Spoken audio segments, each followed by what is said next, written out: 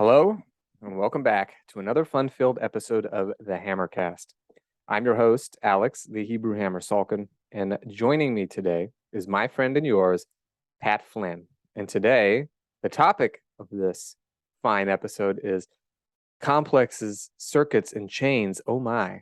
And if you recognize that as a Wizard of Oz play on words, then you are mighty wise, because that's precisely what it is. And for those watching on YouTube, you may have seen this, maybe you didn't, but Pat is holding up his Ninja Turtles coffee mug, which a is wonderful gift from my children.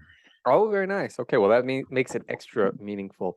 So we are By the way, real quick on the Wizard of Oz, sorry to rudely interrupt, but No. you know, I live right by Oconomowoc, Wisconsin, right? Yes.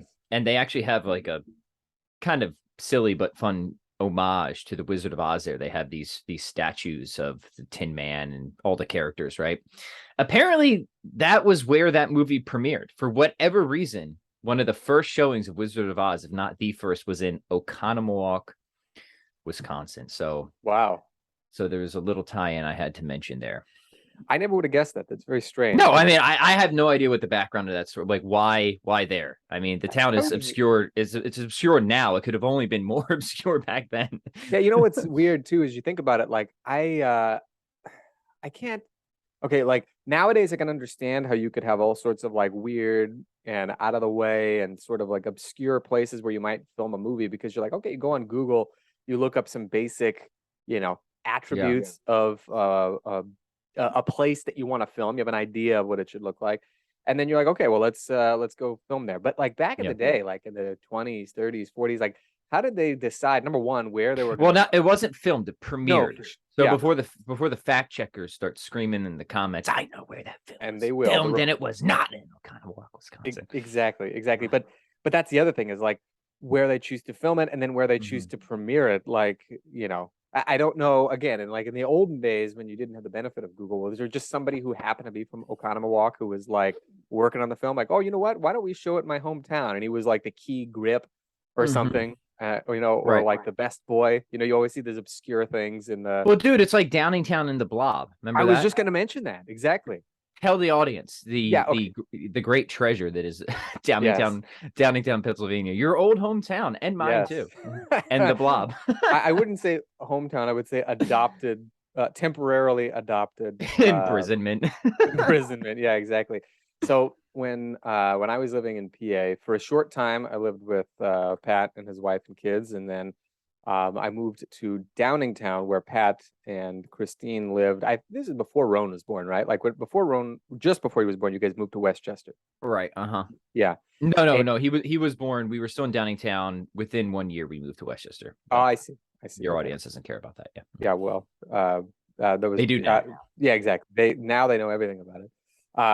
And Downingtown's like kind of a quaint place, but it's also, I mean, it's connected to all these nearby areas like Exton and Westchester. It's just very close by. So it's not like in the middle of nowhere per se, but it kind of feels like it, because the difference between Westchester and Downingtown, which is like a 10-minute drive, absolute maximum. And that's not even as the crow flies. That's just on the slow, winding back roads. I mean, it's like night and day. I don't know how best to describe it, but Downingtown also has I suppose a very appropriate name, because it's not a very uplifting place. It's like there's some cool things there. And it also has controversy because remember, like President Trump, when he was president, came through and like saw the old like rundown factory there, like tweeted about it. And, like, this place is a complete dump. Everyone knows. Yeah, it's funny because I remember before I moved but like there, that place was, everybody, when I lived there, everyone could not stand that dump of the factory that was just such an eyesore. So he picked out. You're 100% right, because I remember you and Christine taking me there to Downingtown to get ice cream at this like really good ice cream place, and we would drive by Margot's Ice Cream, man. That place was awesome. They had pinball machines and all the old school retro arcade games. Yep. Yeah, I think they closed down, didn't they? Yep. Yeah, unfortunately. But yeah, their ice cream was unreal. So I mean, Downingtown does have some good like eateries and stuff like that. But what's especially interesting is that they have an eatery called, I don't know, I think it's called like the Downingtown Diner or something like that. Here's the tie-in, folks. Here's the payoff. It's coming. Exactly. This is all going to make sense in a moment. And as it turns out, that is where the 1950s horror flick, The Blob, was filmed. And if anybody remembers it, it's about this, I think a meteor or a spaceship or something hits in, but somewhere in middle America or whatever. And there is this blob that, like a small thing that escapes. And then every time it eats something, it gets larger and larger until it's just taking stuff over. And there's a diner in the movie, which is actually evidently the Downingtown diner. And it's featured in the movie. And I have to believe that that's the only thing that's keeping that place running. It's so awful. So they've got the sign out that says like "Home of the Blob" or something like that. Exactly. I ate there, or I tried to eat there, I should say, one time. Never again after that. Yeah. Yeah. I ate there twice. The first time was literally the day I moved in because I remember I had just moved all my stuff to my new place, and I was like, okay, I don't have any groceries. I don't have anything. So I'm going to get something to eat. And I was like, oh, there's a diner. Okay, I'll eat here. And I got it was like half a rotisserie chicken. And then there's some potatoes and other stuff. And it was like $17 for all this, which, by the way, it's not like a horribly unreasonable price. But when you consider that you could get a full rotisserie chicken at like Costco for like $6. Yeah, exactly. You start to realize, okay, well, you know what? This is, you can see the markup. But wasn't anything super spectacular. I had some chili there once, and likewise, it was pretty good, but it wasn't like, not worth the price that I paid for it. I'm sure that we're gonna get hate mail from. Right, we're not getting a sponsorship from this. Damn sure. Unless they want to pay me good money, and I will completely suddenly reverse my opinion and be completely inconsistent with myself. But correct.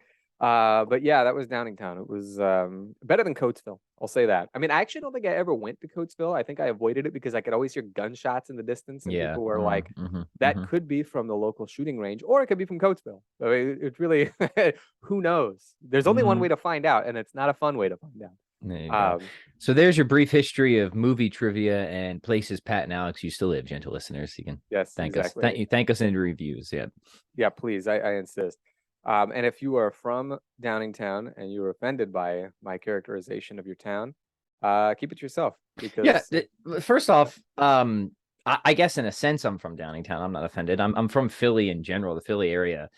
And I've got mostly just negative things to say. Well, there's like Philly has a very weird hometown pride, right? Like if any negative thing is said about Philly in any respect, people just get so triggered. And so of course, the troll in me likes to, stir the pot a little bit. My favorite thing is just to say, like, look, you don't need to go to Philly for a Philly cheesesteak. You just go to Jersey Mike's. It's just as good, man. If you want just like a swarm of screeching minions to come out on the internet, you just post something like that. But that's not entirely wrong. I mean, I think like a Philly cheesesteak in Philly, you go, I know all the spots, right? They're good. But Jersey Mike's is pretty good too. Yeah. I remember one time you sent me word for word. You're like, post this on your status, and it was just that. It was like, and by the way, I don't eat Philly cheesesteaks because I wanted to prove that it would rile people up, and it did. Yeah, it did. I just posted something like basically exactly what you said, and before I knew it, it was just like a flood of. And by people were nice. Meaning, okay, I won't say they were nice. They weren't like insulting. But a lot of people disagreed. They're like, well, then you never tried such and such place in Philly and blah, blah, blah. You've never had a real Philly cheesesteak. You didn't know the real spots. Well, it's also the same thing with Lorenzo's, the pizza place. I have seen people like, oh, man, Lorenzo's is just amazing. I ate there once because when you and I helped our friend Levi move, he was living. Yeah, dude, Lorenzo's was horribly overrated, man. Yeah, it was just like, I'll tell you what, if you're a college student who does not have a lot of money but wants a lot of pizza, Lorenzo's is a good option because it was the biggest pizza I'd ever seen. Like I used to be in the habit of eating a large pizza by myself.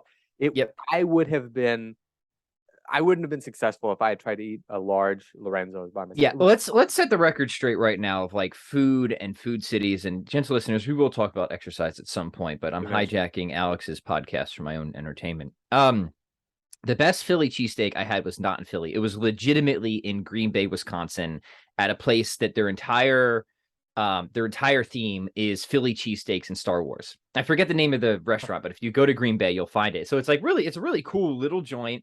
It's all Star Wars themed. They've got old Star Wars pinball and the posters up, and they just do cheesesteaks, and they're amazing. So you can skip Philly. You can just go there.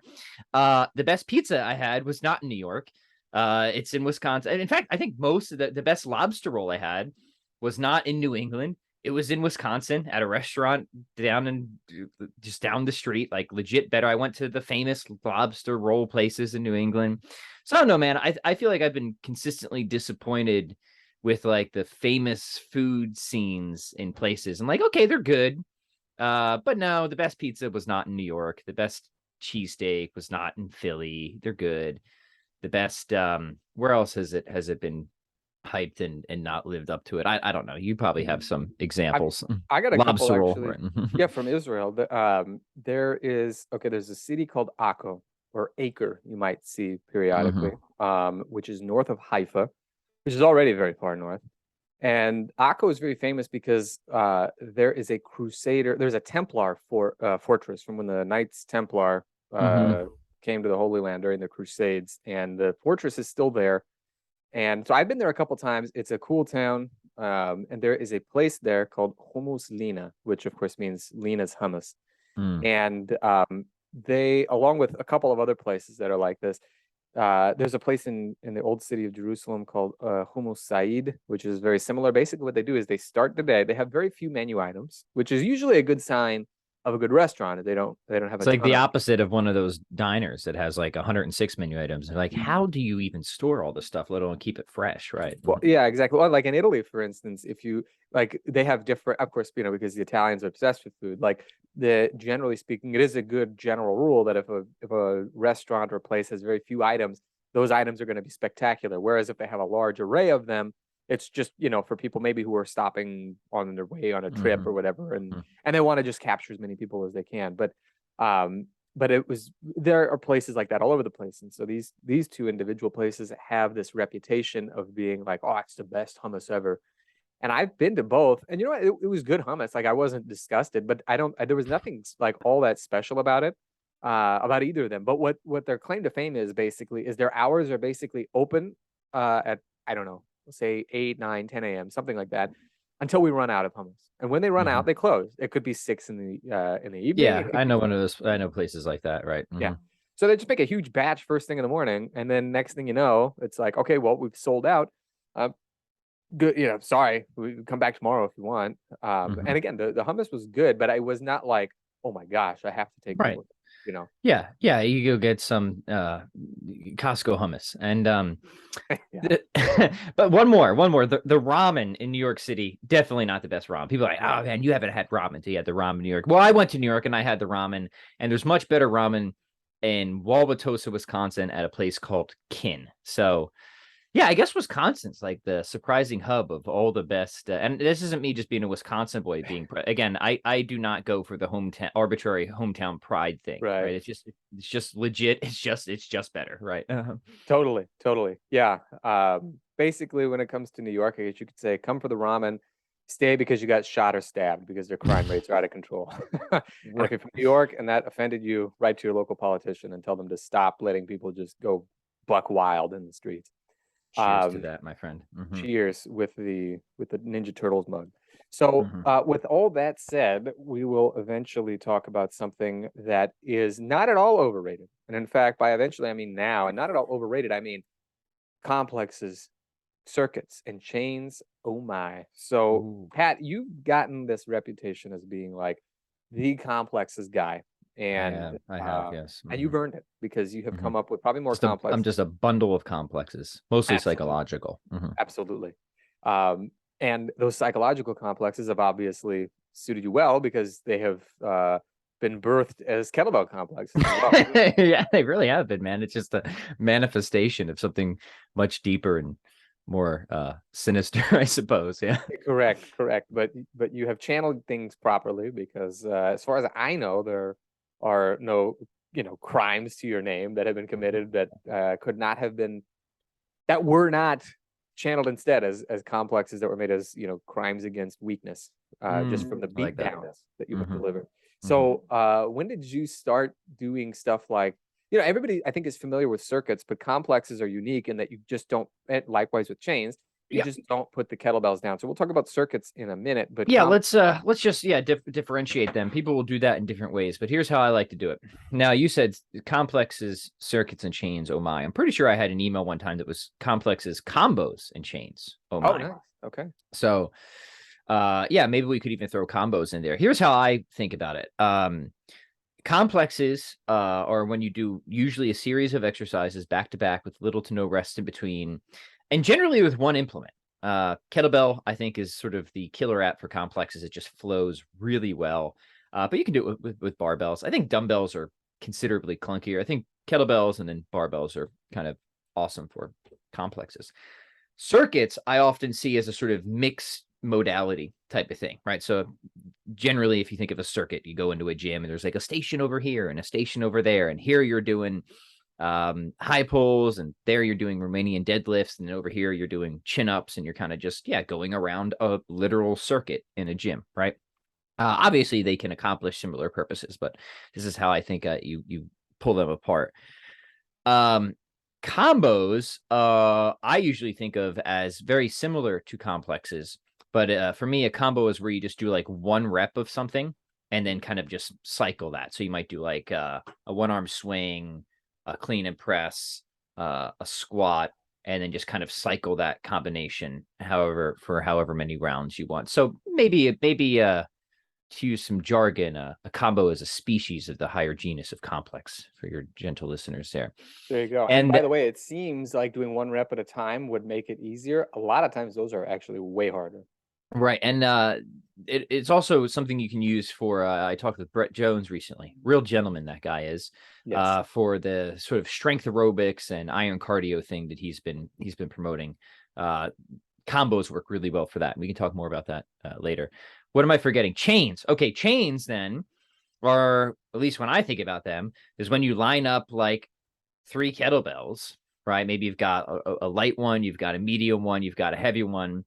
And usually the exercise stays the same, but the intensity fluctuates, right? So I'll hit that first kettlebell, I'll do 3 presses, I'll switch sides, hit that second kettlebell, I'll do 3 presses, and then I'll hit that last kettlebell, which is the heaviest, and do 3 presses, and then I'll start over. But now I have to start on my left side, otherwise I'll be uneven, and we shouldn't want to be uneven, right? Bad. It's very bad. And so those are really good just for getting practice in. There's kind of a waving of the load through the routine, and you collect a lot of volume there. I think, chains are really cool. For me, chains are definitely something I utilize more when it just comes to pure strength training or even power, whereas complexes and circuits and combos tend to, for me, they can be used for strength training. We'll talk about that. That's one of the cool things about complexes, so versatile. But really, I think their killer function is conditioning, metabolic conditioning, building work capacity, stuff like that. Mm-hmm. Yeah, very nice. Yeah, I was going to say, I have heard chains referred to as basically what you were referring to as a combo, but your reference to the chain actually does make sense because, and that might be the earliest way of defining that, where you're kind of going from lighter to heavier, because I remember reading in particular, there was a guy, Hermann Gerner, who was like one of the strongest dudes ever. I mean, this guy, he was a German strongman. Not as strong as me. Well, I don't know. He had a 727-pound one-arm deadlift. So he was maybe just slightly less strong than you.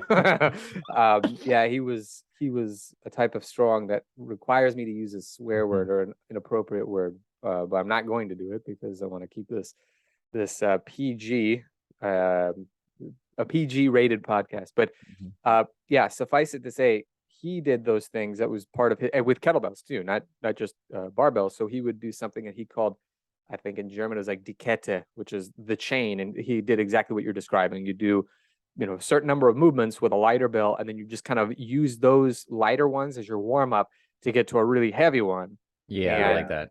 Yeah, exactly. So we can break those up into those 4 Die Kette, is that how you say it? Yeah, Kette, and it's spelled Kette. I believe it's German. I did take German in high school, but a little bit rusty, Alex. Yes, I know next to no German. But interestingly enough, this is a funny side note. The little German that I do know, and I mean very little, I'm not talking in conversational. It's like I know a few phrases. evidently it's very convincing, because I remember one time I was in Switzerland. I had a layover, like 16-hour layover. So I just spent some time in Zurich, and I guess it's just kind of like a generic look. So people will speak to me in any number of languages, from Turkish to German to I've had people just come up to me and Start address me in speaking Arabic Japanese. before. Yeah, Japanese is not happening. But Arabic, Turkish, German, French, all those things. And yeah, and my response over, like, to Guten Morgen was evidently, maybe not now, but at the time was convincing enough that they thought I spoke German, and I had to let them down gently and say, sorry, I don't actually speak German. Ich bin Dirk, ich habe Hunger. You're hungry? Yes. And Dirk, D-I-R-K, was my, like, when you're in high school, everyone gets like a German name. I was gonna ask. So yeah, those are the. I am Dirk, and I am hungry. So if I ever wind up in Germany, you'll just hear me shouting. You could probably switch your name to Pat. Ich bin Pat. Ich habe. No, I'm sticking with Dirk. All right, good. Yeah, the only one I remember obviously is Ich bin ein Berliner. You have to say it with a New England accent. Ich bin ein Berliner, just like John F. Kennedy. He went to Berlin and he said this, and evidently in some dialect of German it means I am a jelly donut, because a Berliner is what they call a jelly donut in parts of Germany. So hilarity ensued when he attempted his best at German, and then he got shot and killed. So yeah. Who did that? Was that the mob? Was it the CIA, Alex? What's the truth there? I don't know. Tell us. Put yourself on the record. Let it be a matter of public recording. Yeah, that's a very good question. Actually, I that is one of the quote unquote conspiracy theories that I do find very interesting, because it doesn't seem. Now I don't know. I've heard, for instance, that Lee Harvey Oswald actually was a good shot, because there are some people saying, "Oh, he was a poor marksman, so it couldn't have been him." But then I've also heard, no, actually, he got like good marks in the army or something like that. So I have no idea.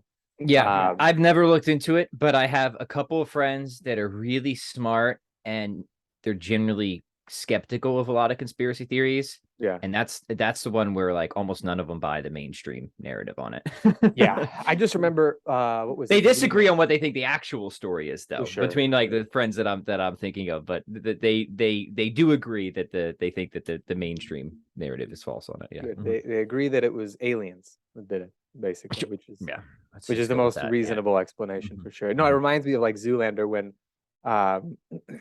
they were like, gosh, what was David Duchovny had this small role in there, and he was talking about the sinister nature of the modeling world, and he's like, Kennedy was assassinated by models, and then Zoolander's like, but Lee Harvey Oswald wasn't a model. He's like, no, but the two guys who popped him from the grassy knoll sure were. And then it shows these guys who are like really, like dressed nicely, and they're like really handsome, like high-fiving each other with like rifles in their hands or something like that. I thought it was really funny. I don't remember that at all, actually. I think I've only seen that movie once anyway. So yeah, it's I heard the second one was a real turd, but the first one was really funny. But yeah, at any rate, so getting back, I know we got this. Yeah, let's see how many times we can just completely veer off course here from the primary topic at hand. That'll be the objective of this conversation. Well, I guarantee you this is going to be a highly rated podcast, because people actually like to follow these kinds of conversations. I think it's like, or at least I hope they do. And I better see a lot of comments arguing with us about our food criticisms, and I want the JFK truth in the comment section under this video. I want it from your audience, because absolutely. I want to hear. I'm gonna outsource that to social media comment section. That seems responsible to me. It's better to do it. Yeah, exactly. It's better to outsource that than to look into it yourself, because it's like, how much time you really have. Just listen to what other people's opinions are, and we'll take it from there. Especially avatars on the internet. I agree. Correct. Now, on the topic of complexes, combos, and chains, complexes, circuits, combos, and chains. Complexes, circuits, and chains. Oh my. This is getting really complex. We might have to use the word complicated just to prevent you from using such a dad joke in the future. But yeah, I am curious, because you talked about it primarily used as metabolic conditioning, but I know there are a lot of people who like to use kettlebell complexes also for strength. Now, in your opinion, when that's going to be done, I think it has to be it can be done, but it has to be done slightly differently. So what are some considerations that you need to keep in mind when your main goal is strength with complexes versus, let's say, hypertrophy or Yes, metabolic? good. Simple answer, not too many exercises, not too many reps, and obviously a sufficient intensity. So a good example of a strength-based complex would be Dan John's armor building. And Perfect. for people who are not familiar with that exercise, excuse me, coffee's not digesting well this morning. It's the sequence is as follows. You perform 2 double cleans, 1 double military press, and then 3 front squats. And this is a crafty complex because you'll notice that the reps are lowest on the exercise that you should be weakest at, right? The overhead press, you should not be able to press as much weight overhead as you front squat. If you can, there's something a little wrong there. So the exercise that would be most inherently limiting itself has a sort of lowest hurdle to clear in terms of reps. And I think that's smart. If you're going really heavy, then you might just want to turn that into a push press or even jerk. And I think that will that's another fine option. And so obviously to get a lot of strength benefit from a complex like that, you should go pretty heavy, right? We're talking like close to your pressing max on something like that. You know, I always like general intensity prescriptions for strength and muscle. It's always a safe bet to me to work within an intensity or around an intensity where you have 2 reps in reserve. And by 2 reps in reserve, I mean, if you're doing 5 reps, use a weight where you could do 7 reps, but no more before technical failure. And technical failure is when you start to see all sorts of compensations or like a real qualitative difference in rep quality. That's not absolute failure. Absolute failure is like that weight just isn't moving no matter what you do anymore, right? I think technical failure is a better guide. Certainly seems more responsible. And as far as we can tell from what the science tells us, Alex, and you can't argue with that. Not even allowed to. Just working within 2 reps in the bank, if you will, seems to really confer just as many benefits of going to failure anyway. So that's what I recommend.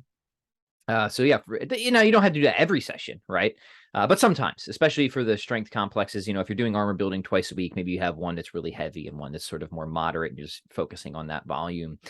And I like to do those in a sort of you just do it for a block of time. So maybe 20 minutes, 30 minutes. You don't need to go super long and just see how many quality sets you can accumulate in that time. So that's sort of a cumulative approach works really well for that. Another thing you can do, and I'll lift this from Brett Jones, but put it in a different context. He calls them traveling twos complexes. So the idea is, okay, maybe you have 3 exercises. Let's just keep it simple. It's just what we just did before. It's double clean, military press, front squat. You start with 2 double cleans, 1 military press, 1 front squat, but then next round, the 2 travels through the line. So then you have 1 double clean, 2 military presses, 1 front squat, and the next round, the 2 keeps traveling down the line.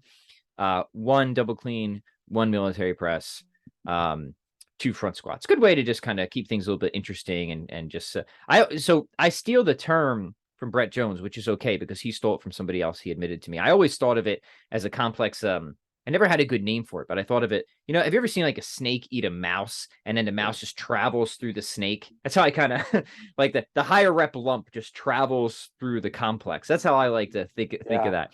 And that's something you can use in many different contexts. If you're using in a strength context, I think you keep that lump relatively small, you know, never usually above 3 to 5 reps, but you could bump it up to a higher rep range if you want. But of course you could do it. You could do a more conditioning or hypertrophy one where you keep the exercise, the pedal point, the one you return to is 2 reps, but then the lump is 8 reps. So you have traveling 8 through, and that will be considerably more intense and probably better suited for a general work capacity or muscle building effort. But I actually really I think that's a cool way to structure complexes. I don't know. We got to come up with a name with it. Traveling twos is fine, but how about mouse through the snake? Mouse through the snake complex. You know what? Yes. It sounds like a kung fu technique, because you know kung fu has always got these really cool names for like a variety of moves. It's like, you know, have you seen it? Have you seen Ip Man?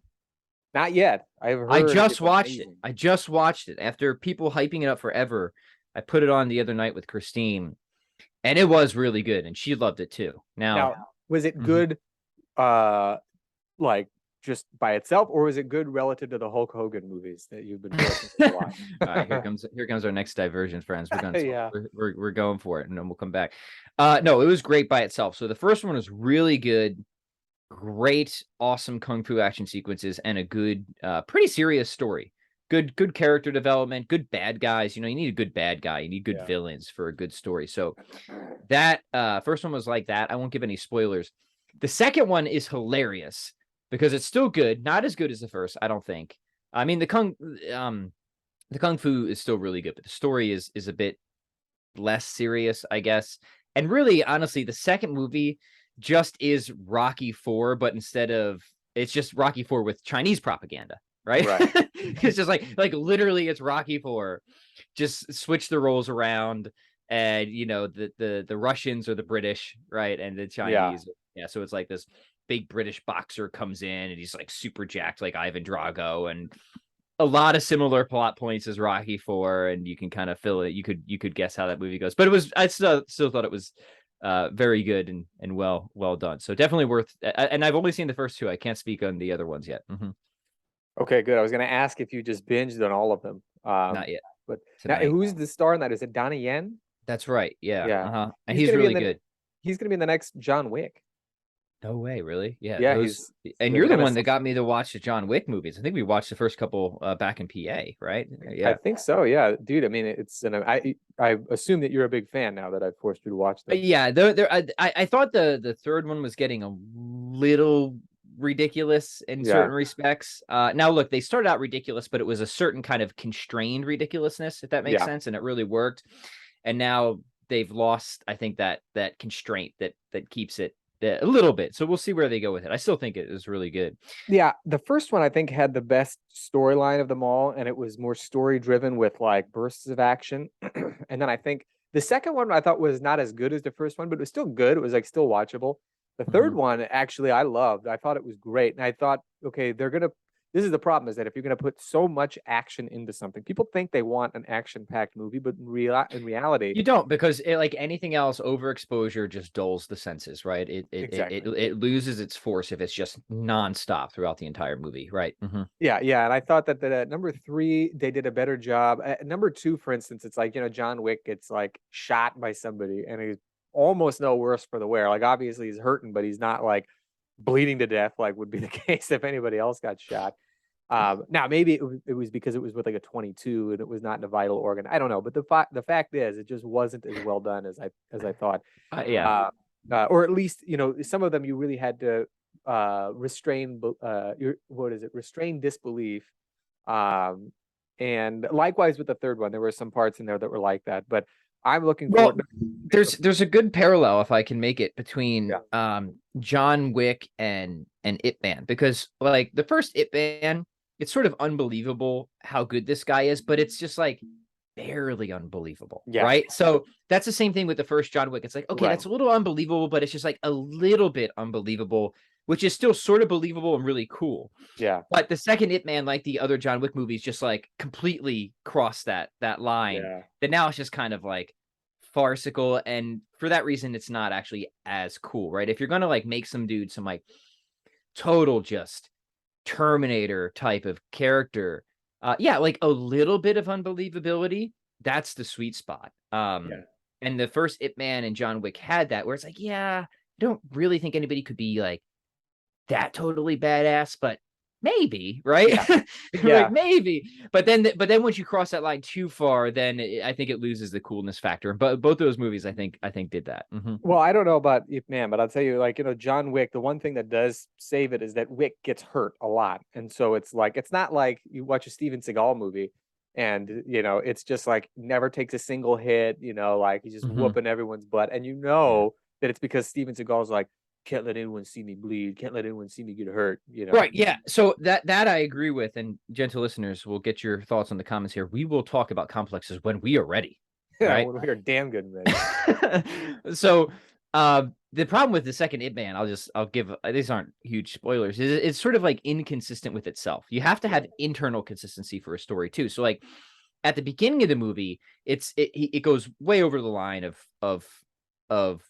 believability in terms of his power, right? I mean, he's like just like killing, not killing people, like totally immobilizing people with a single punch, deflecting tons of people at one time who've all got machetes, right? Just like utterly unbelievable.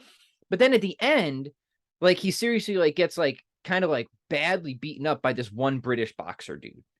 And it's like, okay, I like that you've made the guy vulnerable because now there's more tension and there's stakes, but this is utterly inconsistent with how we just saw him perform before, right? Yeah.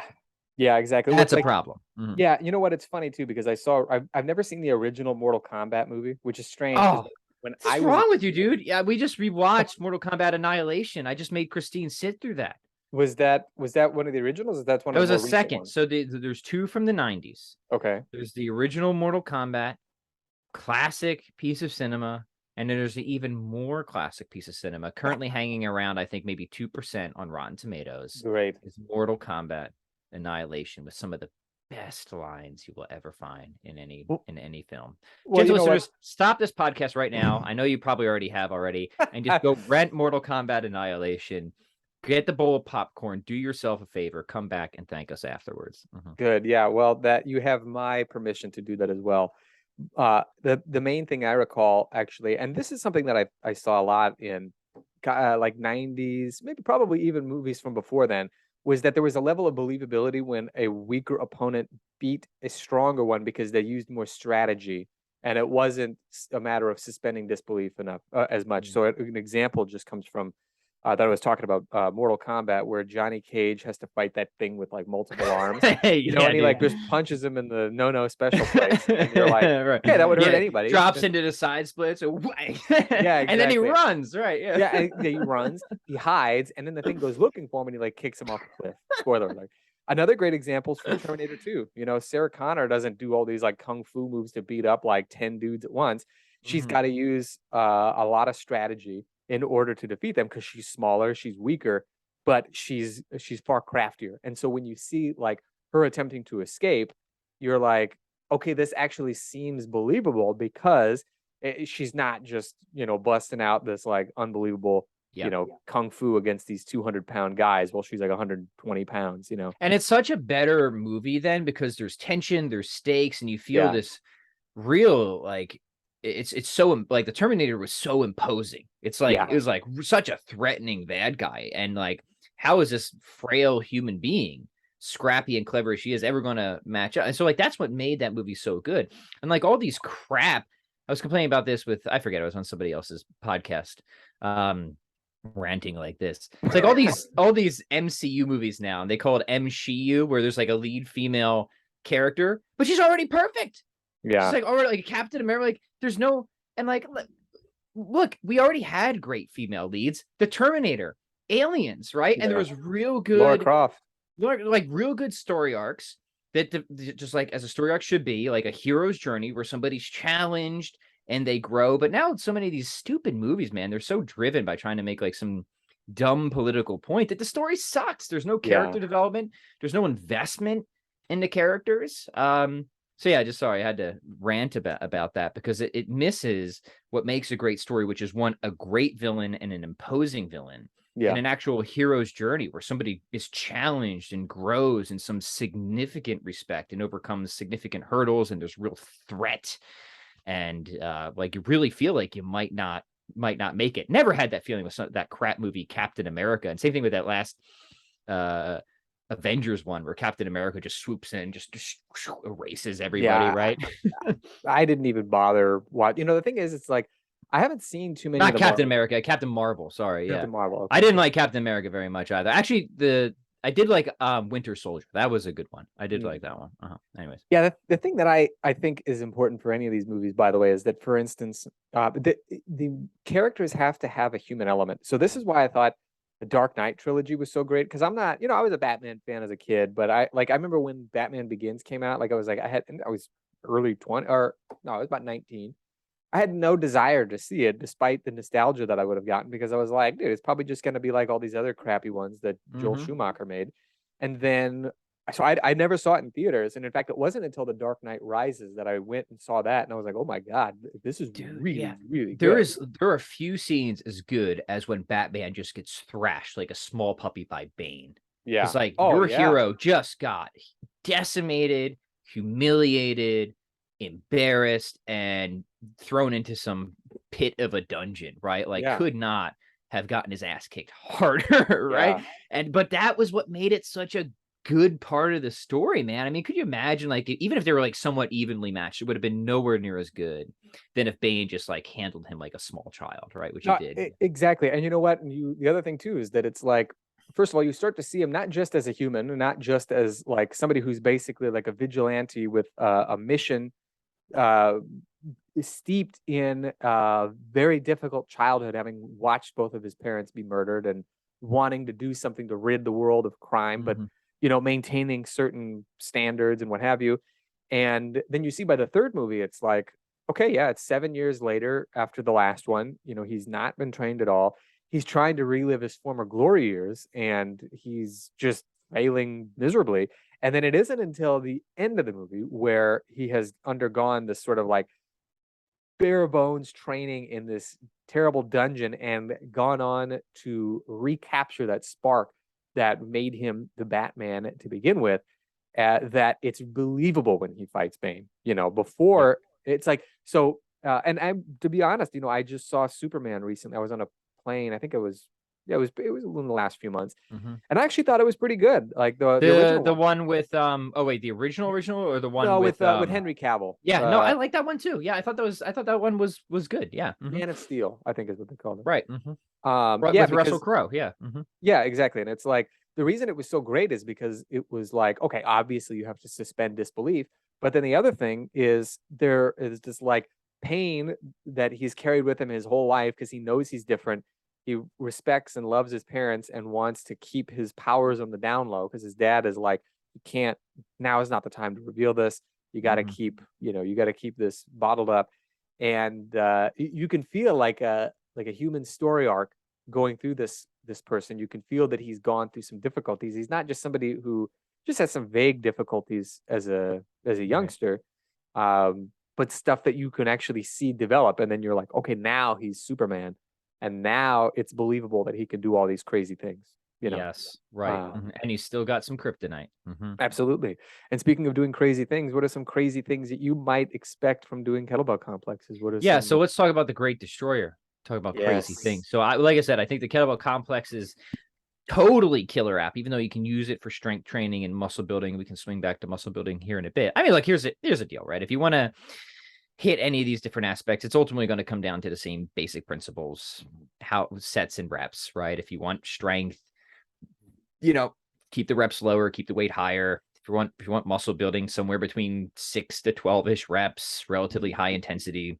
And if you want to focus more on conditioning endurance, then strength things out further, use a lighter weight. Those are, as long as you work within those principles, you can get, I think, a lot of mileage out of complexes for general physical preparedness. I do think they are really versatile there. So I obviously really like them just for very high intensity metabolic conditioning, short, hard hitting routines. You don't need to do them often, and they don't and should not be long. I'll sometimes do these just once or twice a week in conjunction with, more of the traditional strength training program. Sometimes they even work good just as like a little finisher, right? So take a workout of mine that people have loved to hate for many years called the Great Destroyer.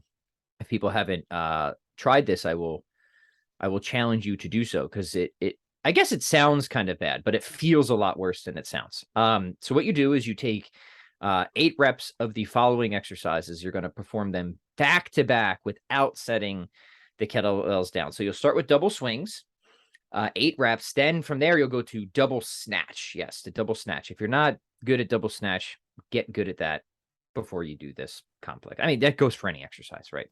So I'm just assuming some basic competency here. After double snatch, what you'll do is you'll then hit 8 front squats. After 8 front squats, you'll then do 8 clean and press. So this is especially difficult because the blood is like super pooling in your legs at this point, right? And there's a reason that's why it has this sequence that it does, right? After 8 clean and press, and yes, I do want you to re-clean between every press for that. You're then going to hit 8 push-ups. You can do those right on the handles of the kettlebell as long as you don't fall over and require orthodontia. And then you'll finish with 8 bent over rows. So again, it's 8 double swing, 8 double snatch, 8 front squat, 8 clean and press, 8 push-ups, 8 bent over rows. If you still have oxygen in your brain after that, then rest 3 to 5 minutes and hit 2 to 3 rounds. You do not need, sometimes people will say, can I do more? You do not need to do any more than 3 rounds or something like that. Tremendous. I mean, you're hitting multiple muscle groups and energy systems simultaneously, taxing all the major muscle groups. It will have a decent, I think, muscle building effect as well, especially for that complex. I recommend most men of average size are using somewhere between 216 to 220 kilogram kettlebells. If you're considerably larger, maybe the 224s. I don't know if I've ever seen anybody do it with the 224s. I was just thinking maybe I should try that. And then I heard the rest and I was like, maybe I'll put that off for a little while. But yeah. And then for the ladies, yeah, somewhere like 8 to 12 kilogram is a sweet spot for something like that. So yeah, and that'll give you a very quick impression, I think, of the dirty effectiveness of kettlebell complexes for the metabolic conditioning impact that they have. amazing. Yeah. I would definitely say if you're short on time, even just one of those is going to be a sufficient workout. Sometimes just one round out is a great finisher. You just did a bunch of strength work. Just come do one round of that, go for a walk, eat your protein shake. You're good to go. Absolutely. Now, even though this isn't directly related, it is tangentially related. So you've got a big sale coming up on the past 3 years worth of Strong On workouts. Is that correct? It's already happening, my friend. It's already happened. Yeah. So what we do is Strong On. This is the membership service that we offer to people with cool personalities. And what that is it's just ongoing kettlebell programming by me. It's minimalist, it's generalist. People log in. There's a new kettlebell workout every day. You do the workout, you get results. It's kind of like having me as your coach in a virtual sense, right? So anyway, so that's always available. I highly endorse it. I highly recommend it because I made it. And but anyways, as a sort of special this year, what we're doing is we're going back to year 3, which is a while ago. Strong On's been along for a while, and we've curated a collection of what we call the best of year 3 workouts. That means all throughout year 3, we made a ton of workouts. And so we've curated what we feel are the best of them. Lots of complexes, lots of combos, lots of chains. So if you love kettlebell workouts and complexes, combos, and chains, you're going to find all those in there. And we have 2 bundles available. We have a bundle that has 49 workouts. We have a bundle that has 99 workouts, and really good deal, I think, because it's just $25 for the 49 bundle package and $35 for the 99. So definitely hint, hint, wink, wink. The latter one's definitely the better deal there. And as far as I'm concerned, you can never have enough high intensity, efficient kettlebell workouts. So if you're just looking for a big, juicy workout collection that you can use it however you want. You can just like pick a workout at random. If you like that thing, roll some dice. But we have programming instructions as well. So if you want something a little bit more structured of how to organize these workouts for specific goals, whether it's body composition, muscle, endurance, we have structures to help you do that as well. So that's what's up. And people can check that out at chroniclesofstrength.com/best of year 3. That's the number 3. chroniclesofstrength.com/best of year 3. Very nice. And there's going to be a link in the description that you will be able to check out, go straight to it. Pat, this has been a very stimulating conversation. Thank you for being on the show. Yeah, complexes, combos, circuits, and chains. Oh my. I just want to summarize a few things. Complex is very versatile. You can use them for lots of different purposes. I love them mostly for metabolic conditioning, but I do use them a fair amount for strength and hypertrophy as well. Chains, really good for strength, especially pressing chains. And one thing we forgot to mention, you can put ladders in chains too. I think ladders and chains are a good combination. Combos, again, maybe just like a species of complex, but those work really well for also the strength aerobics type of thing. If people want more on that, check out my recent conversation with Brett Jones. And we didn't even talk about circuits, but who cares? Because we talked about hummus and MCU and Star Wars. So I think get what you pay for. Yeah, exactly. That's sufficient replacement for circuits. So, well, excellent, Pat. Thank you very much once again for being on the show. Thank you. It's a pleasure. And folks, by the way, if you have not yet, you should definitely consider getting my 9-minute kettlebell and bodyweight challenge. As the name implies, it only takes 9 minutes to do. And it's designed to be done in conjunction with your regular training, not apart from it. So it is a series of gait pattern movements focused on strength, stuff like crawling, loaded carries, things like that. And a lot of people tell me that they find that their squats are getting stronger, their presses are getting stronger, their body's feeling more resilient. So if you want to get yourself a copy, it's free. Just go to 9minutechallenge.com. That's the Wouldn't it be number amazing 9. if they all told you that they were getting weaker? That would be concerning for sure. I mean, I would have to change something, maybe make it an 8-minute challenge instead. Maybe that extra minute was just too much. But if you go to number 9minutechallenge.com, 9minutechallenge.com, and get your own copy. And yes, contrary to Pat's hypothetical, you're probably going to get stronger. I sincerely doubt you will get weaker. So there you have it. There you be. Well, Pat, we are going to sign off, but I'd love to have you on again very soon so that we can talk all over the place about all sorts of different things. It was a fun chat. We shall do that soon, my friend. Always a pleasure. Goodbye. Pleasure's mine. Folks, have fun. Happy training.